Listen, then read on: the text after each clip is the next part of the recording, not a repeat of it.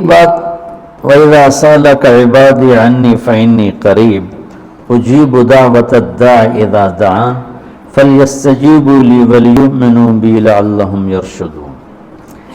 یہ آیت بڑی زبردست ہے اللہ کی رحمت کو بتانے کے لیے۔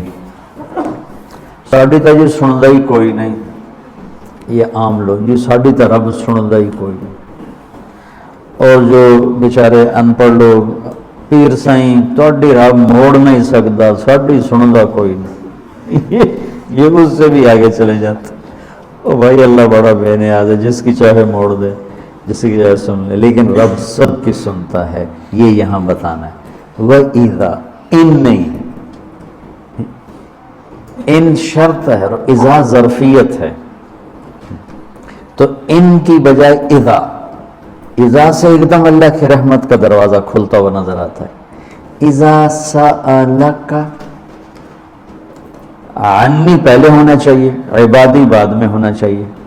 جب میرے بارے میں میرے بندے پوچھیں، اللہ کو صحابہ نے سوال کیا، یسألونک یسألونک یسألونک، کتنا قرآن میں ہے، یسألونک عن المحیض قل هو اذی، یسألونک عن الانفال قل الانفال للہ والرسول، یسألونک عن الاہلہ قل ہی مواقیت للناس، یسألونک عن الیتامى قل اصلاح لہم۔ جتنے بھی صحابہ نے سوال کیے وہ آئے ہیں یسألونک، یہ آپ سے پوچھتے ہیں، ٹھیک ہو گیا؟ تو یا حبیبی یا محمد قل، آپ کہیے، یہ جواب ہے۔ یہ سارے قرآن میں طرز ہے، کوئی 14 کے 18 دفعہ یسألونک کا لفظ آیا۔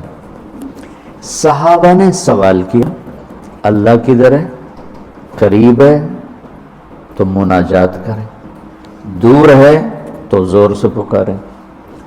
تو اس پر آیت یوں اترنی چاہیے تھی یسألونک عنی، جیسے باقی آ رہا ہے سارے سوالوں کا جو لفظ آیا ہے یسألون، آپ سے پوچھتے ہیں، تو یہاں بھی ہونا چاہیے تھا آپ سے پوچھتے ہیں عنی، میرے بارے میں، قل، تو آپ کہیے ہوا قریب، کہ وہ تمہارے قریب ہے۔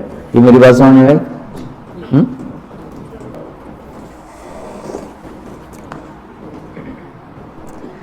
یہاں اللہ تعالیٰ نے وَإِذَا سَأَلَكَ، یسألون کا مطلب ہے کہ ابھی یہ جواب ہے، بعد میں بدل سکتا ہے۔ یسألونک عن کذا قل ہوا، تو یسألونک اور قل ہوا میں حتمی نہیں ہے، ابھی یہ بات ہے، کل کو بدل بھی سکتی ہے۔ اذا کا مطلب ہے کہ یہ ابدی جواب ہے، یہ جواب قابل تبدیل نہیں ہے، یہ آگے جو جواب آئے گا وہ ہمیشہ کے لیے ہے۔ اب سنو، وَإِذَا سَأَلَكَ عبادی عنی، اپنے آپ کو بعد میں ذکر کیا اور اپنے بندوں کو پہلے ذکر کیا۔ اذا سألک الناس المؤمنون، یہ آ سکتا ہے نا، العباد، اذا سألک العباد، کیا کہا عبادی، اللہ کو یہ سوال اتنا پسند آیا، اللہ نے تم تو ہو ہی میرے بندے، میرے بارے میں اپنے آپ کو بعد میں ذکر کیا اور عبادی کو پہلے ذکر کیا۔ اب میں ایک مثال دیتا ہوں، آگے جو فإنی قریب، میں پوچھتا ہوں مولوی شاہد صاحب سے کہ مولوی عدنان کدھر ہیں، تو مولوی شاہد صاحب کے ذمہ ہے جواب دینا کہ جی یہ بیٹھے ہیں، ٹھیک ہے۔ میں پوچھتا ہوں مولوی شاہد مولوی عدنان کدھر ہیں، تو مولوی شاہد کے جواب دینے سے پہلے مولوی عدنان کہ جی میں ہوں، کوئی فرق ہوگا؟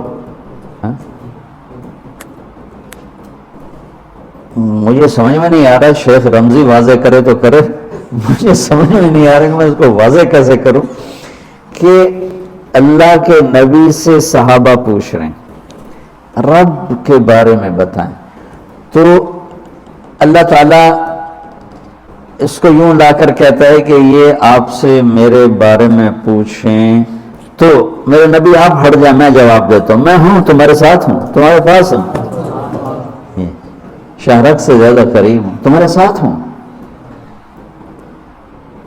تو کیسے کہتے ہو کہ میں تمہاری سنتا نہیں؟ اجیب دعوتن، دعوت الداع، دعا دا بار بار پکارنا، اور دعوتن ایک دفعہ پکارنا۔ اللہ اس آیت میں کہہ رہا ہے کہ جو زندگی میں جس نے مجھے کبھی ایک دفعہ بھی پکارا ہو، میں اس کی دعا پر بھی لبیک کہتا ہوں۔ یہ نہیں کہ میں نہیں میں سنتا ہوں، تم سنانے والے بنو۔ ہم تو مائل بکرم ہیں، کوئی سائل ہی نہیں، راہ دکھلائیں کسے راہ رو منزل ہی نہیں، کوئی مانگنے والے تو بنو۔ اور میں قربان جاؤں، اس نے مانگنے کے لیے تقوی نہیں مانگا، کتنی عجیب بات۔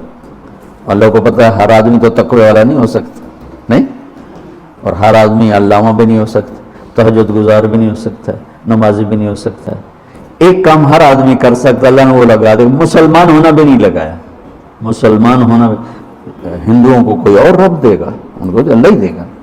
تو میں قربان جاؤں، کہتا امن یجیب المضطر اذا دعاہ، بس مجھے آنسو بہا کے دکھا دے، پھر تو ہندو ہے، سکھ ہے، مسلم ہے، عیسائی ہے، آ جاؤں گا میں۔ اجیب دعوت الداع، ایک دفعہ بھی جو زندگی میں پکارتا ہے نا، اذا دعان، جب جس وقت اس کی زبان سے یا اللہ نکلے گا، میں لبیک کہتا ہوا ہوں گا۔ تو اس آیت میں بڑی تسلی اللہ نے دی ہے، بڑی تسلی دی ہے کہ اللہ کو پکارو، اللہ سے، صرف اللہ سے مانگو، صرف اللہ سے مانگو۔ وَإِذَا سَأَلْتَ فَاسْأَلِ اللَّهِ وَإِذَا اسْتَعَنْتَ فَاسْتَعِنْ بِاللَّهِ، مخلوق سے مت مانگو، پکارنا ہے تو صرف اللہ کو پکارو۔ اللہ نے خوبصورت مثال دی، ان الذین تدعون من دون اللہ لن یخلقوا ذبابا، اللہ تعالیٰ فرماتا ہے مجھے چھوڑ کر میرے بنائے ہوئے بندوں سے مانگتے ہو، ان سے کہو ایک مکھی بنا کے دکھا دیں، اگر یہ ایک مکھی بنا کے دکھا دیں تو میں نہیں چھاڑ دے نہ تو کل مانگ لوے۔ ارے یہ مکھی کی ایک ٹانگ نہیں بنا سکتا، تو تم ان سے کیوں مانگتے ہو؟ ان سے مانگو، اس سے مانگو جس نے انہیں بنا۔ اس آیت میں اللہ نے بڑی تسلی دی ہے کہ تم مانگنے والے رو دھو کے میرے سامنے رونا سیکھ لو، کر دوں گا، مؤثر بن کے دکھا دو۔ جیسے ہمارے یہاں دعائیں مانگی جاتی ہیں، ہاتھ ادھر ہوتے ہیں اور گا گا کے ربنا آتنا، یہ دعا ہے؟ یہ تو دعا کا مذاق ہے، اس کو دعا کہتے ہیں۔ اور پیچھے نمازیوں کو کوئی ہوش نہیں ہوتا کہ مولوی صاحب کیا دعا مانگ رہے ہیں۔ دعا تو ایک پکار، ایک فریاد ہے، عرش کو ہلا دے، اگر کوئی تڑپ کے اللہ کو دکھا دے تو۔